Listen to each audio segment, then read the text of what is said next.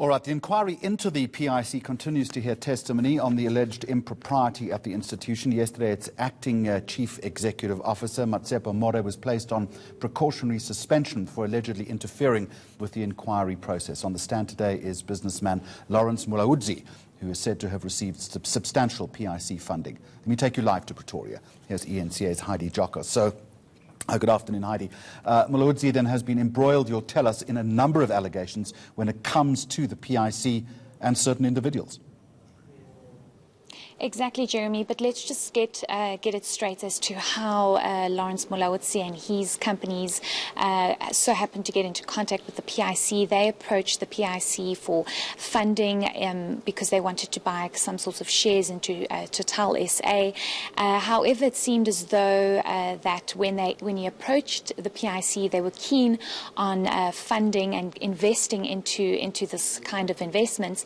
And then Dan Machile, who was then the CEO, turned around and said, actually, I think there needs to be some kind of merger, and I think that it needs to be two consortiums that are part of this investment, with Mulaudzi basically saying that initially he didn't understand why, and there was no kind of explanation as to why there needed to be a merger and two companies that invested in this kind of investments. And Mulaudzi basically saying he got no answer from Machila, and they just decided basically to go with the two consortiums and have his company and another company getting some kind of investment from the PIC. So it was clear as day from his testimony that Machila had forced some kind of consortium and merger by a company that he proposed to Mulaudzi's Kilicap company. So set up this next video line for us. He speaks, you'll tell us about his interaction with Pretty Low. Remind us who that is and how Dan Machile kept pushing him to give her money. Exactly. So we do understand that Dan Machile had been introduced to Pretty Low by former Intelligence Minister David Mahlobo that apparently needed some kind of financial assistance and aid.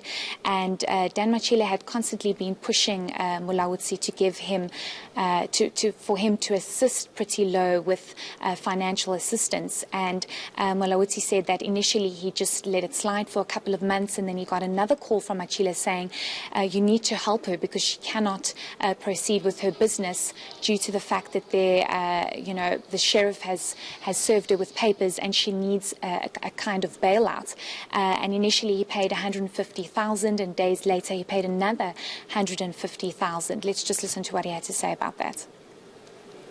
Truth be told, as a businessman, you never wanted to be ostracized by Dr. Machila. It is known in the investment space that his influence was significant. I am certain there are many people who can attest to this. It must also be recorded that these payments did not come from Ascendis or Kifodile Health. They came directly from me. I further record that pardon me, Commissioner, I further record that I did not and do not have any relationship with Ms. Law. When we met after Dr. Machila's intervention, I recognized that I met her before at a social environment. I did not have any other dealings with her. Now, also, Heidi Giokos, in the frame today was another board member, Sibusizwe Zulu, and benefit from PIC deals. Explain that to us.